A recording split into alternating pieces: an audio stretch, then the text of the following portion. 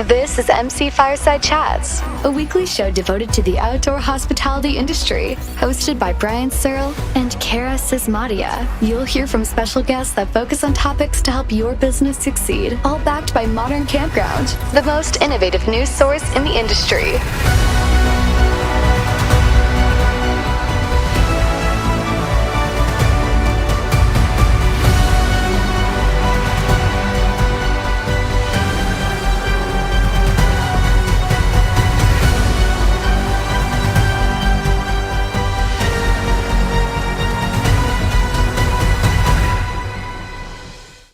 To another episode of MC Fireside Chats. My name is Brian Searl with Insider Perks. I'm still getting used to the solo co-host thing. I always want to say like my co-host Kara Sismadia, but ever since she became really important as the president of the Canadian Camping and RV Council, now she had to step away from our show due to her crazy, busy, important schedule that is way more valuable than whatever I do on a weekly basis here. So anyway, super excited to be here for our Campground Hunter show. It happens the third week of every single month, and we regularly welcome a couple recurring guests with us. We've only got one of our recurring guests today. Nate was the only one who showed up from KCN Campgrounds. Welcome, Nate.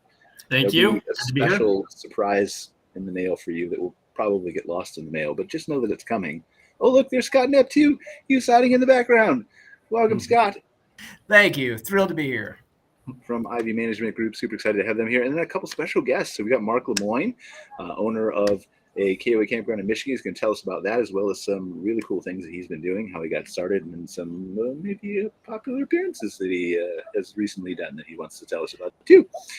We got Adam Lendi, and I'm sorry, Adam, what is your partner's name? I apologize so much. I just don't remember. I'm a bad host. Can you hear us, Adam? Oh, we can't hear you. All right. Well, and then we have Shannon on the show too, and she just had her grand opening at her park in the Great Smoky Mountains last week. So she's going to talk a little bit about her journey there and all those kinds of fun things, and hopefully we'll share some insights together. So super excited about that. Adam, if you get your mic fixed, let us know. We did hear you, I feel like, in the beginning. But I promise you we're not intentionally trying to mute you. So what do we have before we talk to our special guests and let them introduce themselves briefly? Nate, Scott, is there anything that's come across your desk in the last couple weeks since we've last had this show that you feel like is super important for us to cover, talk about, discuss? Well, we've talked about it a couple of times already on the show, but I think the advent of AI kind of becoming mainstream. You and I have talked about this a bunch, Brian, both on the show and off. The most recent kind of monthly report that KOA puts out highlighted that pretty significantly. That's something that we're focusing on more over the last month, just based on that and some of the internal work we're doing.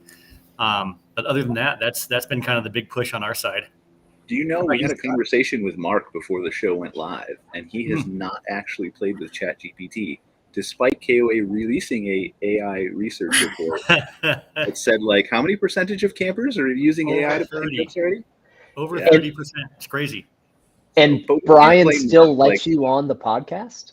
Well, so here's the thing. Like, we can't blame Mark because he is actually a celebrity who has appeared on CNBC and talked about his campground. So he was probably, like, to be fair, he was busy doing way more important things than whatever we do on the show. In addition, hosting 15,000 people right now. So that too. Yeah, I guess he does run a campground, but we all know people buy campgrounds to retire. So, I mean, a little bit of a pass on that one, Mark.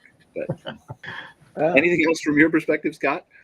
Well, I mean, to Nate's point, we actually just rolled out Campy at another park, right? So we have an AI assistant at 2 of our parks, and I think that's done a really great job at providing some additional bandwidth to our customer service agents up front to allow them to, be more focused on FaceTime and the calls that they're receiving. So, anytime to allow their attention to be more focused is a great tool. So we've enjoyed playing with that. Awesome. Well, I definitely don't we've taken up enough time, and I'm obsessed with AI all the time, right? So let's talk about something a little bit more, maybe not more interesting, but different, right? Adam, can you hear us now? Can we hear? Well, I guess you could hear us. Can we hear you? Yeah, we can hear you now. Something happened. Your intro video played, and then it just froze everything. So I'm sorry. That's all right. We had to restart. We made it. Honestly, the video is coded with like a little AI thing to hack your computer, and it's not supposed to be obvious. So I apologize for that. Well, that's all right. As long as you buy great stuff on my credit card, I'm good with it. I mean, depends on your definition of great. Yeah, just share it. That's all. All right. Well, welcome, Adam and Justin. Appreciate that. So let's go around the room real quick. Just have briefly introduce our special guests who aren't normally with us. So Adam and Justin, if you want to go first, and then Mark, and then Shannon, and then we can dive into each of your stories a little bit. Yeah, you bet. I'm Adam Lendi, one of the founders of Beyonder Camp and Beyonder Holdings, campground investment and management group. So we own a few campgrounds. I'll let Justin go. Yeah, Justin Hoggatt, also a partner with Adam here. We started a little over 2.5 years ago, and currently have 6 parks in our bag.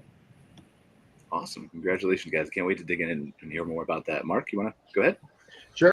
I'm Mark Lemoine. Together with my wife, Karla, we own and operate the Coloma St. Joseph KOA Holiday in beautiful Southwest Michigan. We are more traditional franchisees, mom and pop, as you would probably call us, where this is the only park that we own and operate and fully enjoy it. We are in our 8th season this year. But don't sell yourself short. He also does a great number of things for care camps and helps millions of children, and we'll talk about that too. So I appreciate that. Man of many hats. Yeah, appreciate that. Shannon? I'm Shannon Conolly. My husband Thomas and I just opened our first park in the Smoky Mountains in Cosby, Tennessee. It's been a crazy few weeks. So our park is called Roamstead. We hope that this is the first of many locations for us, but we're really excited to get started in the Smoky Mountains, which is my home territory. Well, let's talk to you first, Shannon, because I know, well, I don't know because I'm not brave enough to own a park, but I assume that after a grand opening weekend and everybody coming in and you doing the 1 or 2 things that are on a campground owner's plate during that period, that you might be forgetting things the more minutes we make you wait. So talk a little about your park and your journey there. I would love to. So yeah, so we purchased this property in December and have been in the midst of renovations ever since. So my husband and I and our 2 kids have done quite a bit of traveling in our camper over the last few years, and just were a little bit disappointed with some of the campgrounds out there, from a cleanliness perspective and, anything specifically you want to mention, or? No, of course not. Of course not. It wasn't a KOA in Michigan, right? It absolutely was not. Though Right. I would love to get up to that area, but no, I think we love camping in our camper, but we also love staying in boutique hotels, and I just think that there's an opportunity to sort of bridge that gap between the boutique hotel experience and the campground experience. I think the glamping industry is doing a really great job of that, but I can't always bring my camper to those locations. So I think really kind of leveling up the campground experience, making it more modern, incorporating modern design and other amenities that you might find in a typical hotel are kind of, the direction that we're headed with Roamstead. What are some of the things that you've built that you feel that other campgrounds were missing? Well, I think we've started from a design perspective, kind of really focusing on modern architecture and that sort of thing. In this particular campground, it's a remodel. And so, we've worked within the parameters of the existing park and tried to really modernize the facilities. So that being the lodge itself, we completely gutted, remodeled it. We've added new modern style cabins and renovated all of the existing cabins. We have spa-like bathhouses that I would hope that are some of the cleanest that any campers have ever been in. I think that's a personal pet peeve of mine. I love camping and I love being outdoors, but I don't want to shower with spiders. I feel like maybe we don't want to go into too many details here, but describe spa-like bathroom, because I've been in Roman spas in Europe, and that's probably different than what you're thinking of. A little bit, yeah. So I would say very clean. We provide linens. We provide spa grade toiletries. We provide, hair dryers and that sort of thing. But I think cleanliness and, it's just a beautiful space. It feels good to be in there. So I think it's a mix of design and cleanliness and then the amenities offered within. And I think people, it's easy to focus on the important aspect of that, but it's also very easy, and maybe Scott and Nate can talk to this too, to overlook something like that too. Absolutely. I still remember my mom would drive 10 miles across town to the cleanest gas station she knew in the city to go to if she had to, right when she was out. 100%. I think it makes a huge difference. It's a small detail, but when you step into a nasty bathroom and you feel like you really need to be wearing your flip-flops and you don't want to step on the ground, that's part of the overall experience. And it's those little pieces along the way that really make a difference in guest impression. And I say this as a frequent user, that was me. And so I think trying to implement some of those things that I feel like have been lacking from some of the campgrounds that I've stayed at are just really important. And then in addition to that, we've also got food service in our lodge, which has been a great learning experience for us. I don't have any food experience whatsoever, but we offer pizzas. We have a breakfast menu. We have an espresso bar. We have craft beers. And we are also almost have our liquor license as well. So we'll be doing cocktails and campfires, and we're really excited about that. Whiskey too? Yeah. I need whiskey and pizza. That's all. And ice cream. Whiskey, pizza, and ice cream. We've got all three of those things. We make a mean milkshake.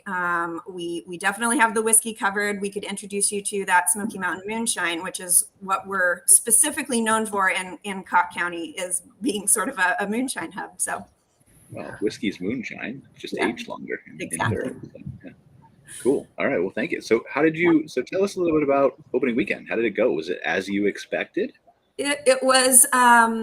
It absolutely was. It was very much an adventure, as I'm sure anybody who has opened any type of business knows. I think you set a goal, achievable or not, and then you just have to rip the Band-Aid off and make it happen.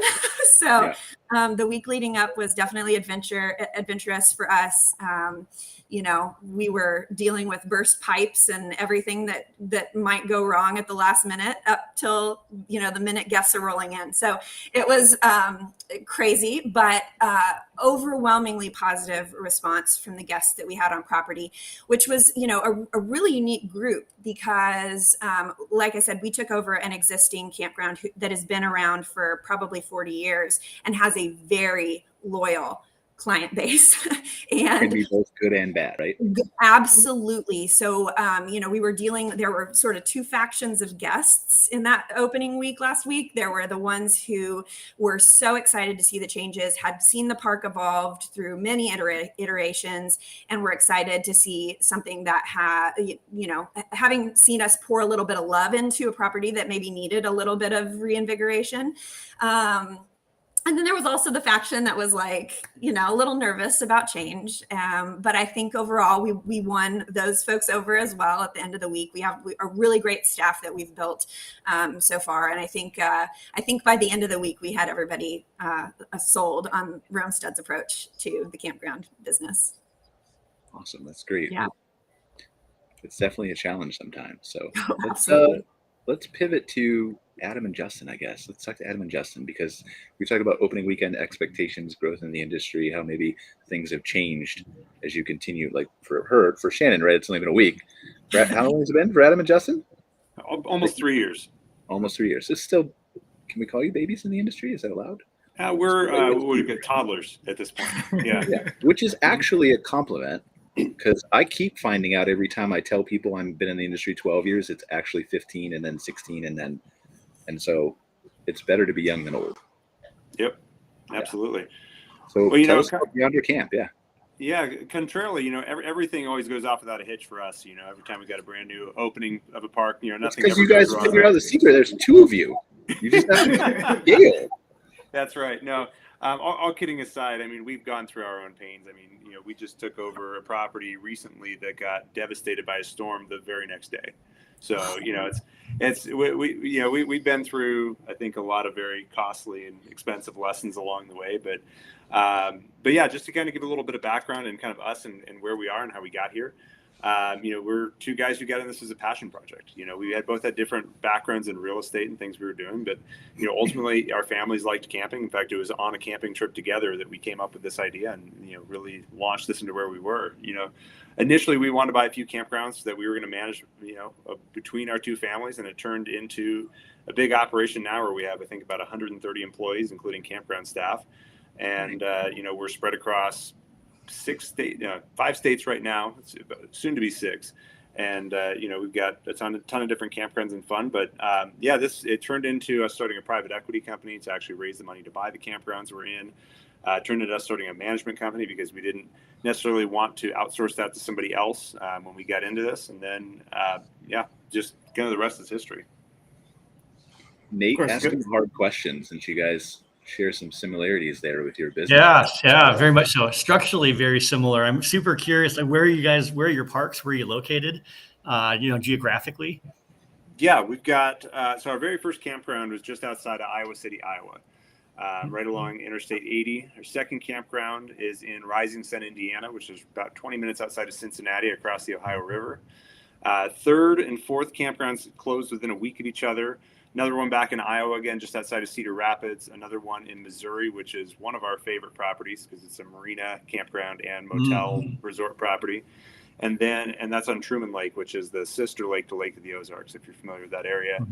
And then, of course, we've got a property near Lake Charles, Louisiana, and we're getting close to one in Alabama right now. Okay, that's great. And Oklahoma, I forgot, just 20 minutes outside of Tulsa. Yeah, that's the most recent. So, were there specific things that led you to create your own management company? Did you try to outsource that and then pull that back in house? What was the process you went through there? We never attempted to outsource it. Actually, I lied. We attempted to outsource it once. We did some research after we'd already started ours. But we both came from backgrounds in residential real estate, and the thing we knew from that world is that nobody appreciates the pain of vacancy as much as the owner, and and management groups don't always share that same sense of urgency. So no offense to anybody else in the room. Knepp from IVEE Management. No offense to anybody in the room, but it's just kind of a general distrust that we had of other management companies from other areas that just caused us to start here. Starting our own management group. Coming in without any actual background in the RV hospitality experience, it was certainly a pretty big learning curve. We learned a lot of very hard and very expensive lessons early on, and fortunately have persevered through it. Now we've got a team in place that's running pretty well. We've run a remote management model, so we've got a GM in each property that we really empower to act like an owner. They're compensated like an owner. They profit share with us. And then we've got a structure over them that really helps them be successful. Yeah, that totally makes sense. You've mentioned twice now hard and expensive lessons. Maybe give us an example of one or two of those. Well, I would say, certainly as it relates to the management side of things, having the right people in place. That's your most crucial thing is the people.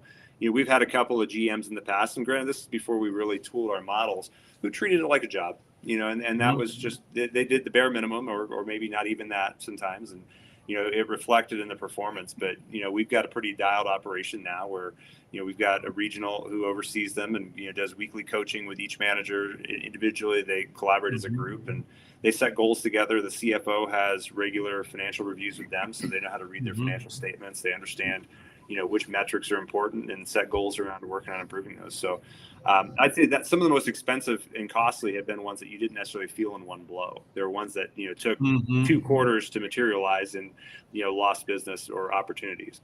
Yeah. Right. And Nate, to kind of further up on that question, it would be a pool situation. And, the due diligence process is always a learning experience and what to look for, what's at a campground, how old is it, what's the infrastructure really like? And then, does the pool work? Hard to tell in the winter. Right. You go on the word of the owner and, and then the power of water. That pool is infinitely valuable to us for the guests. And that's one of those things you don't really realize until a pool goes down, and it is down. So just, and then working with the government entities is always a good learning experience. I'm sure everyone knows that too, but it's the art of creativity, right? On that front. Yeah, that's right. I'm glad to hear you mention the due diligence process, because as a management group, that's always, I think, the hardest thing when you are having the early conversations with the owners and getting the vision of what they want the park to be. And you get super jazzed about this vision that they have. And then a month or two in, you find some cosmetic, some infrastructure thing, the pool, the sewer, the something that needs a lot of money put into it, and all of a sudden that vision can't materialize in the time frame that you had imagined, because that money has to be reallocated. So I'm glad to hear you mention the due diligence process, because I think if there's anything I'd want to highlight for owners and people running a campground, it's to not skimp on that process and bring the right people to the table to look in the right places. Absolutely. And, there's the main point too, is there always will be a surprise. You can't find everything, but it is very important. As owners, sometimes we like to cover up, maybe not me personally, but we hear a lot about it, and then just making sure you have a good contractor that can go take a look. Use the time wisely. If you need to extend the closing to take a better look, it's probably worth it. Yeah. Interesting. Well, and then so as you've grown, you've kind of evolved as far as the continuum of how you raise money to buy the campgrounds, it sounds like. I'd love to hear a little bit more about that, maybe. That's actually probably the most interesting part. Neither of us had any experience in private equity prior to this. Zero. I think when we first started, like I said, when we started into this, we planned on buying a few ourselves. We had the money to buy a couple smaller ones. But we're both big thinkers, and we can't leave well enough alone. So it kind of turned into like, well, how do we buy 100? I think it's the number we threw out, and there was no science in that. It was just like a dartboard shot, And of course, that's still been the target, is to own 100 campgrounds. But we knew we were going to need other people's money for that. So we were reading books, on how to syndicate and how to raise capital, and really learning by doing. Hiring attorneys to kind of educate us along the way. And our first property we closed, we were about 1/3 of the investment in it personally, and then the rest of the money came from friends and family. And then we brought some members on the team to bring other investors in, and we got a few new investors in the next one and a few into the next one. Now we're to the point where we're making relationships with some bigger groups that are potentially going to solve the capital woes going forward. So if any of you have ever raised capital, you'd appreciate the pain of I guess the fire drill and the sleepless nights of being a little short coming up on a on a hard money deadline. So. Yep. Interesting. Yeah, I'd love to trade notes with you more about that maybe offline. We've gone through a similar kind of trajectory with our funding model as well. Yeah, the first couple of years weren't the most fun. Well, and that's the thing, right? I mean, there's so many lessons that you learn as a business owner. I don't have experience owning the campground piece of it, but obviously I built my business, bootstrapped it without any venture capital funds. But irregardless of that or not, there's still that I'm going to do a couple things or 1,000 things wrong until I figure out how to do this one right. And that failure is kind of necessary, I think. And I'm not putting words in Mark's mouth, but Mark, you went through a journey when you bought your campground, certainly to where it is now. You want to talk a little bit about that?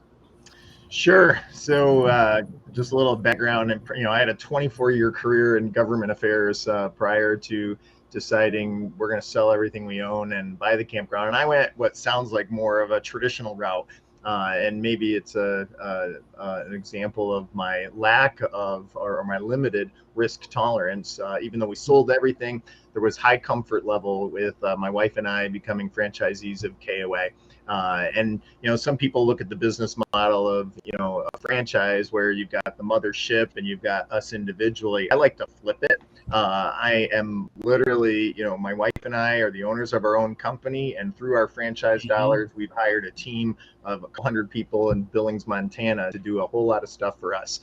So we literally were challenged by a mentor of mine who asked me, I told him after 24 years of government affairs, I was exhausted. I couldn't imagine continuing to do this for another 20 years, given the state of government. And I don't need to probably elaborate much on that. And he challenged me with 2 questions. He says, if you could do anything in the world, what would it be? And before you answer that question, if you don't change something dramatic about what you're doing, fast forward to when you're 80 years old, looking back at life, what do you regret not trying? And without hesitation, I immediately told him, you're going to think I'm crazy, but I've always wanted to own and operate a campground. So he continued to challenge me with, well, then you got to do it. So in conversation with my wife, we literally put pen to paper, figuring out we could do it all, chips all in ourselves. I'm sorry, I don't mean to interrupt you. I have one question though. How long was the conversation with your wife?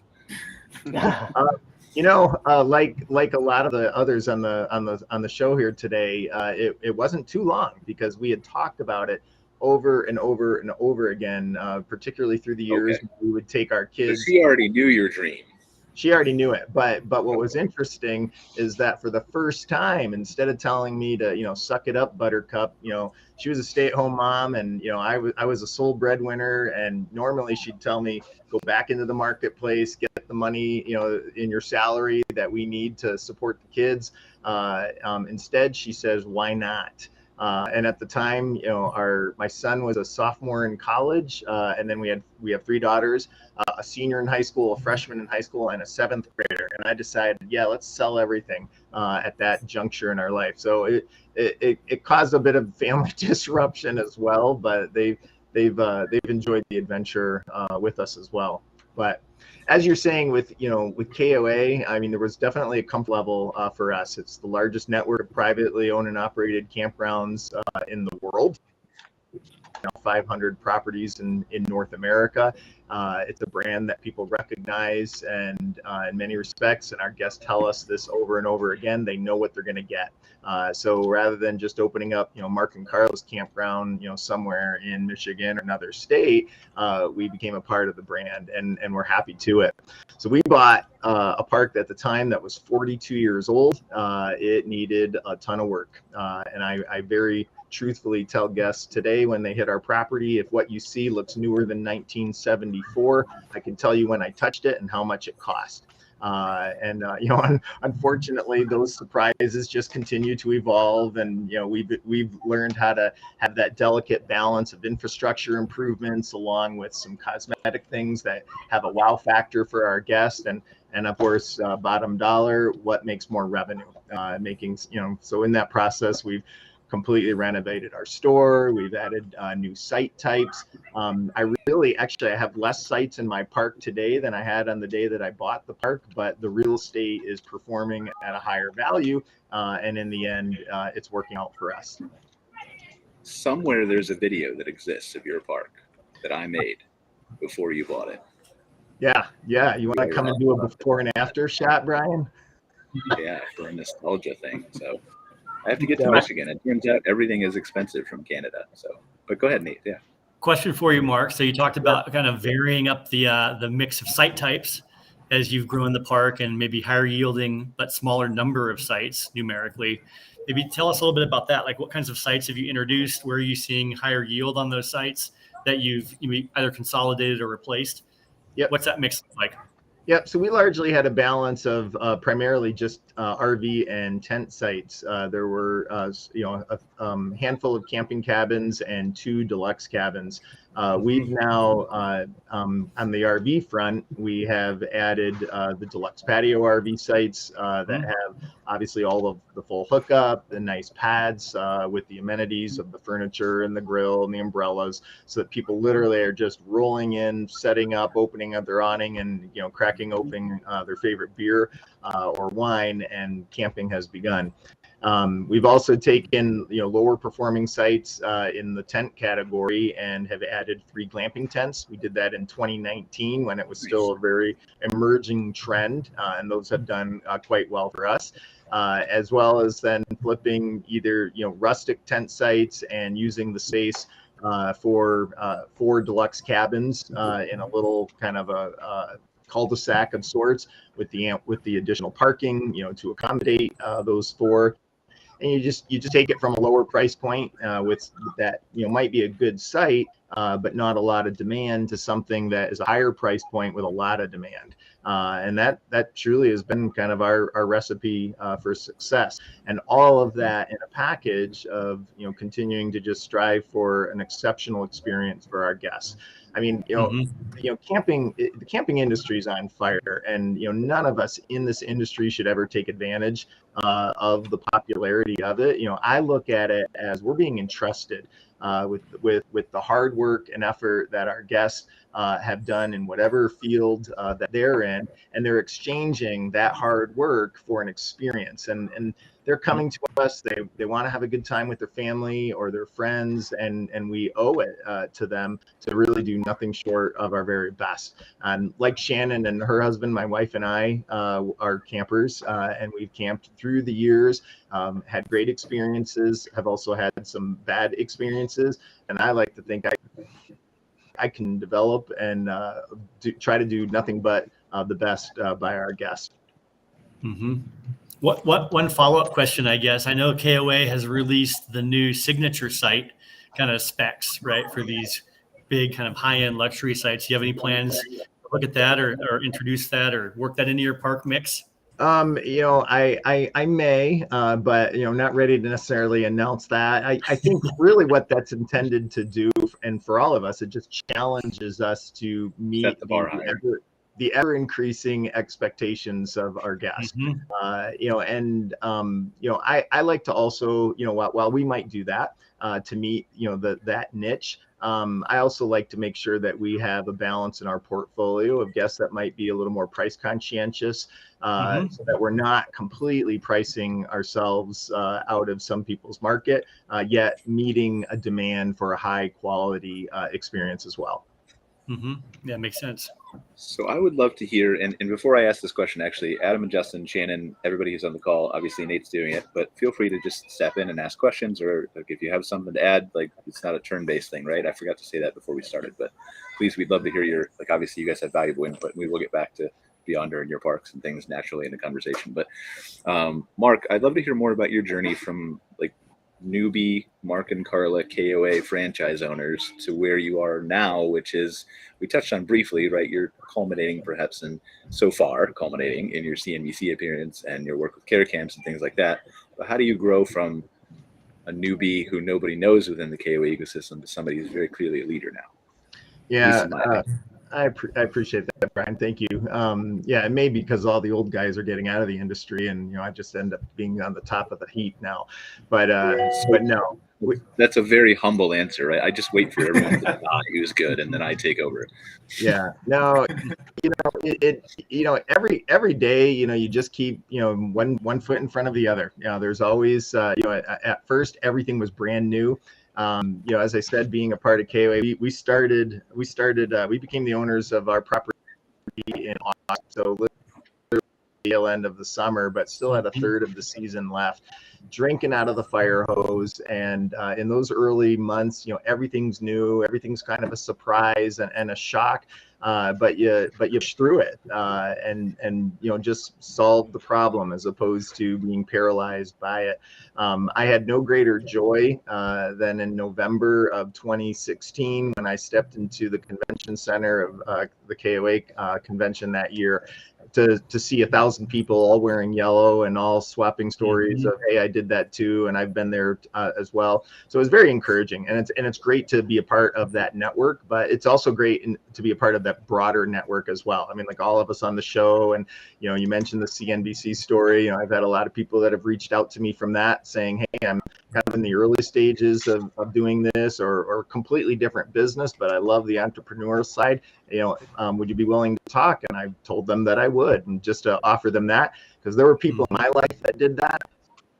We were in those lean days, and so I'm happy to pay it forward. But to your question, Brian, I mean, you just kind of as you address the problems, you grow. What I've loved about owning and operating a campground, in contrast to my prior career, where I might work on that were problems before me, problems during me, and will continue to be problems forever and ever, perhaps.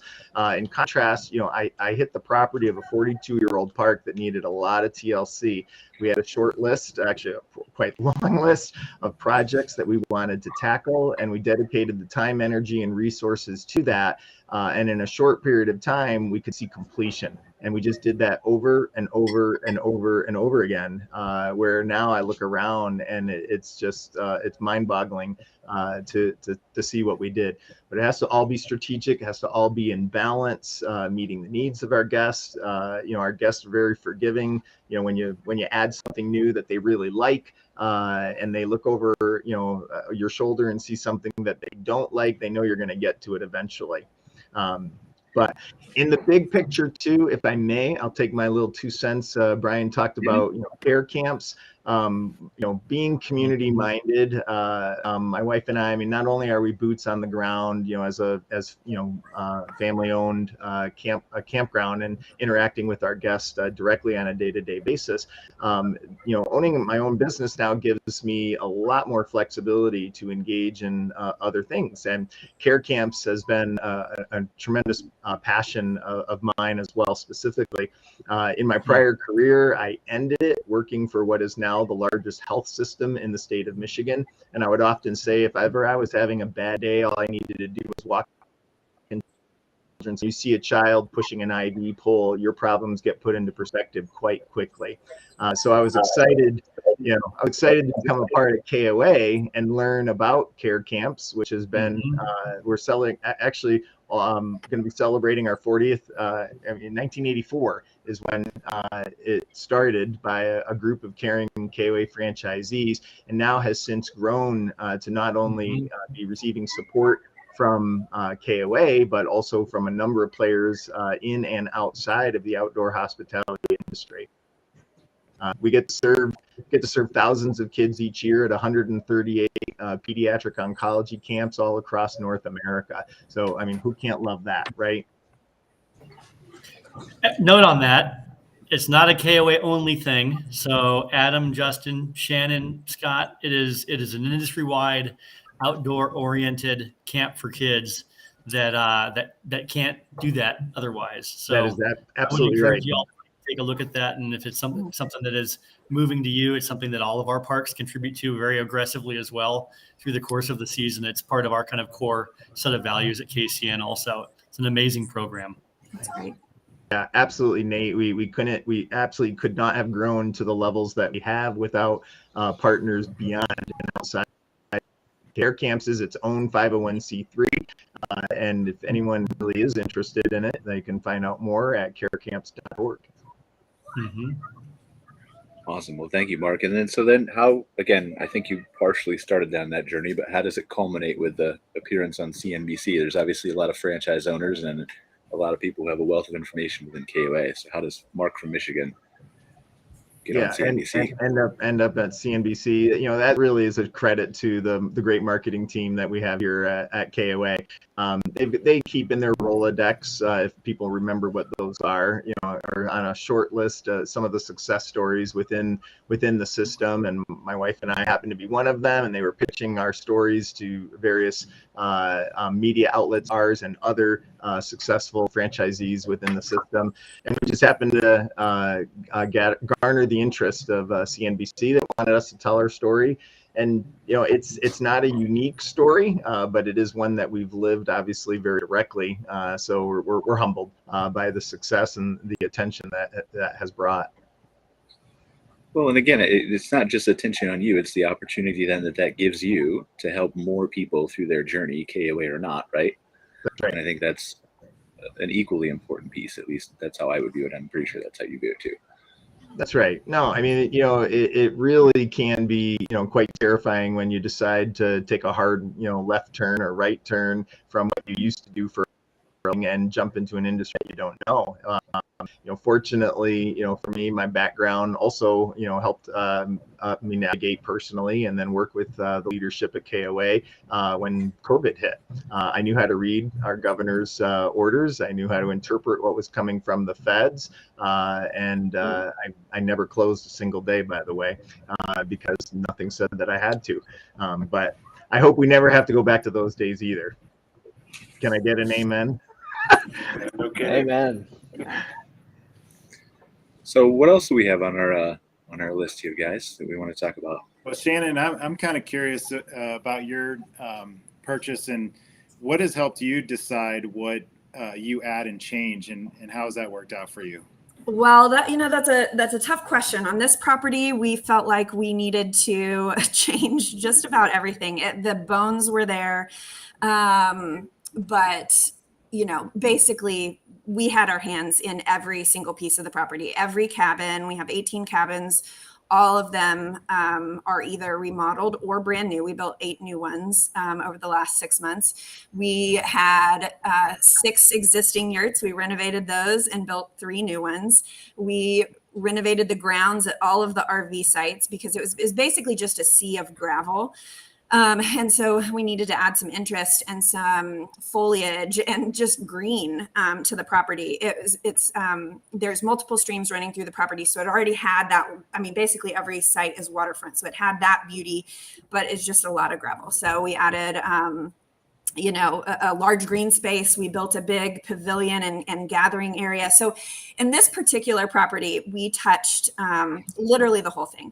I would say, in the future, I think we've learned a lot from a renovation, and I don't know that I think our next property might be a ground up build after some of the things we've learned from this one.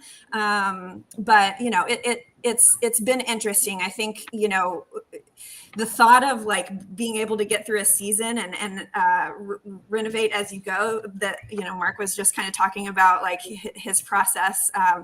It sounds so nice because we've literally torn it apart and put it back together in the last 6 months. So, but impressive. Yeah, well, and I will say my husband, Thomas, has a background in real estate development and also owns his own construction company. So without those two elements, we would not have been able to A, raise the funds for a project like this, or B, have the construction team that was needed to accomplish this in the time that we did. So, I mean, essentially, we live in Chattanooga, Tennessee, which is about 3 hours away from this property. And we literally housed our construction teams from Chattanooga on site up there so that they could accomplish it in our timeline. So that's not going to work everywhere. It did here. So yeah. I must say, That's awesome. That's a good question. Go ahead. I'm jealous, Shannon, of your weather in Tennessee. In Michigan, our construction window is very, very tight.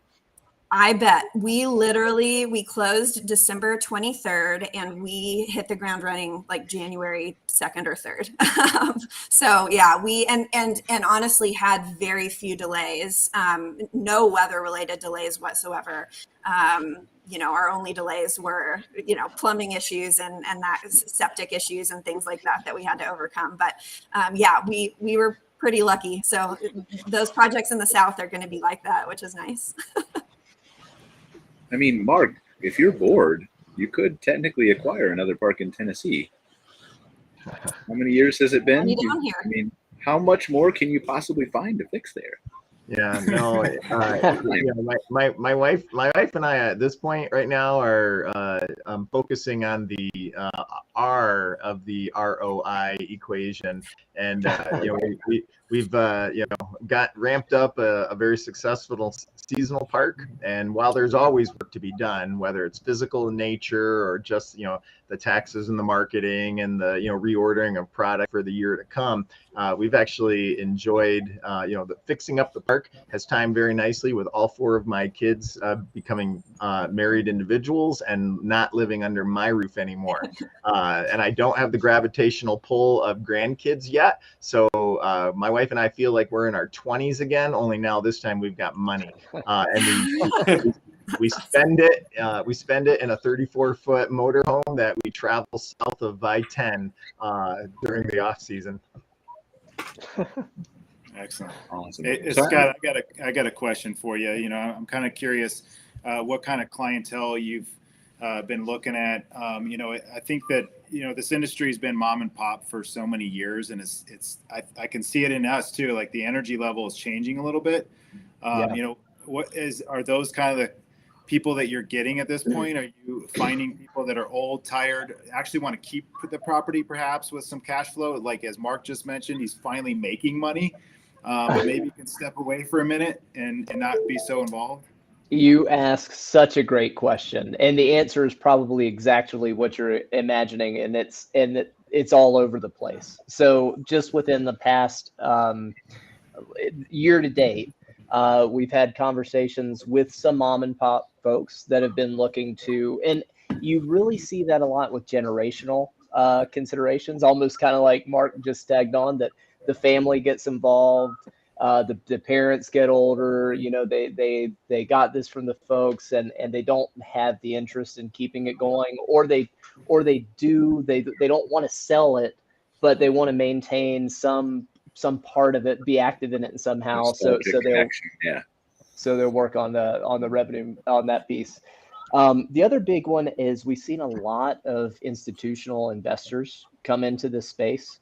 A lot of people who are very sophisticated in traditional hospitality management models like hotels and resorts. So we have managed properties for groups that have big hotel portfolios. That's a very different type of client because, that reports out of QuickBooks are not very impressive for them. And so you really want to have some high-end reporting.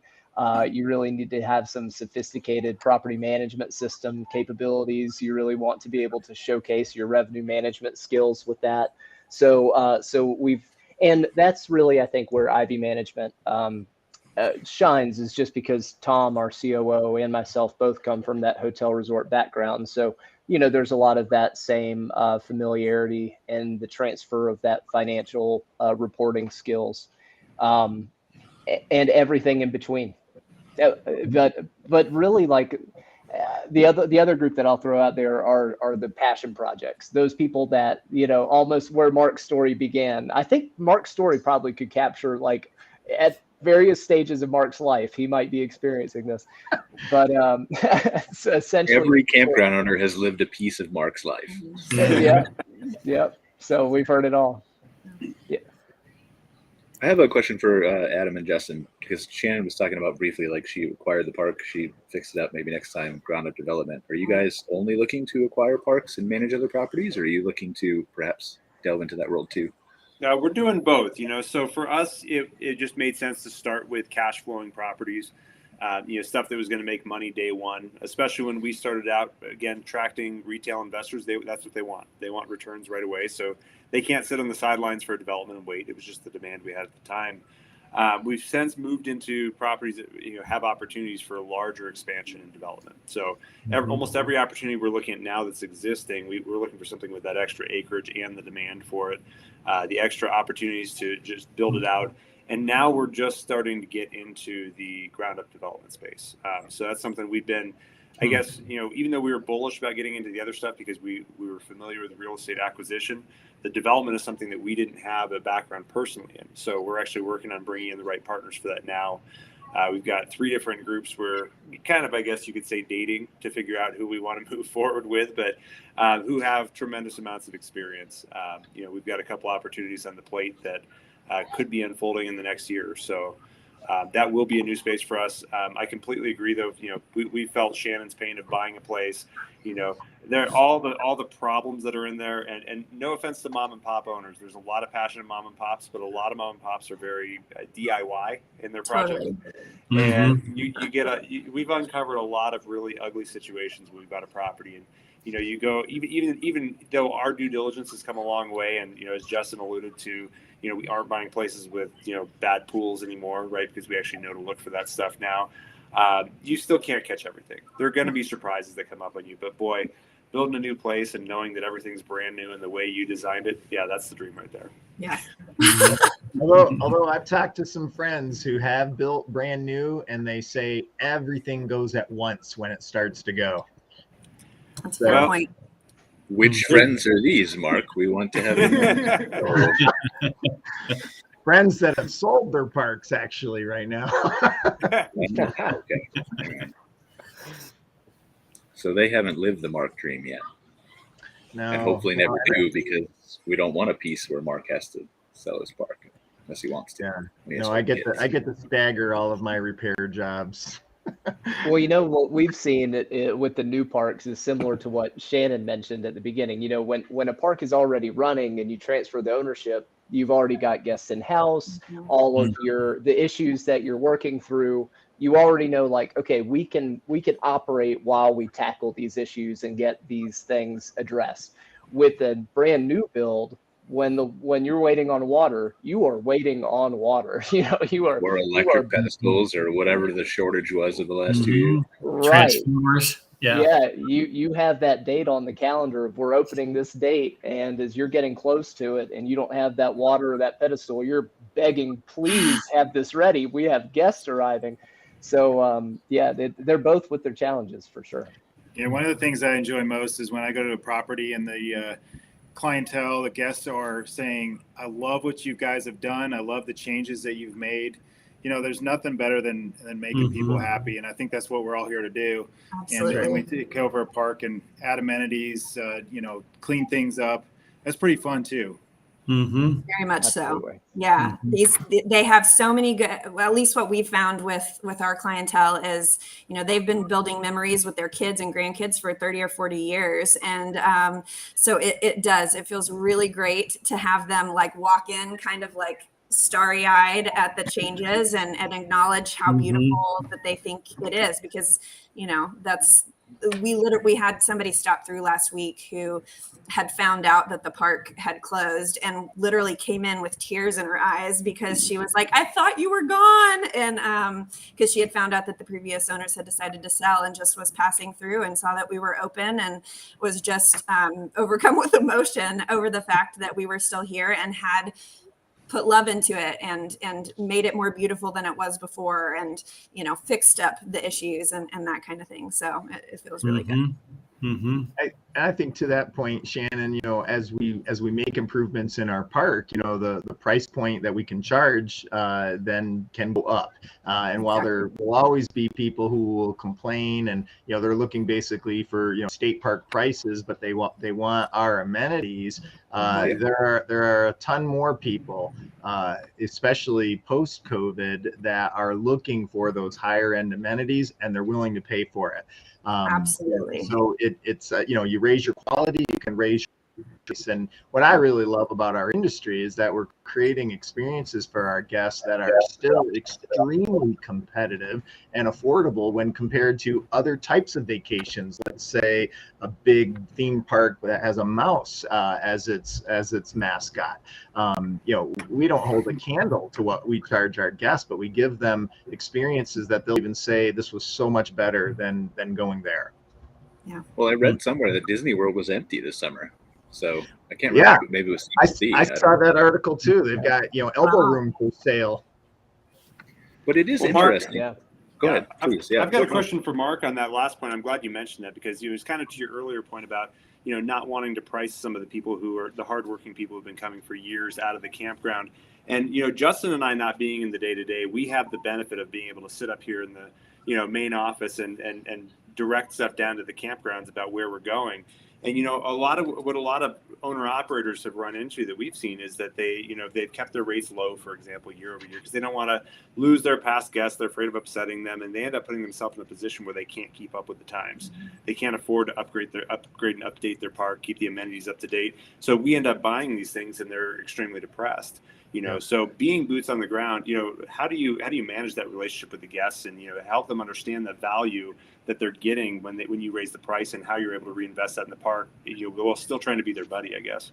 Yeah, in the early days, we were obviously there to impress them, and as we raised the quality faster than we raised the price, and they could see that they were getting more for their dollars. And then by the time we started raising the price to catch up with what we had poured into and what we still had yet to do, they were willing to do. They saw the changes. Now, some of them, I'll add, as an owner operator, I thought I made the worst decision of my life my first season, because a lot of the guests that came to this park that literally looked like it was still in 1974 spent more money on their liquor than they did on their camping equipment.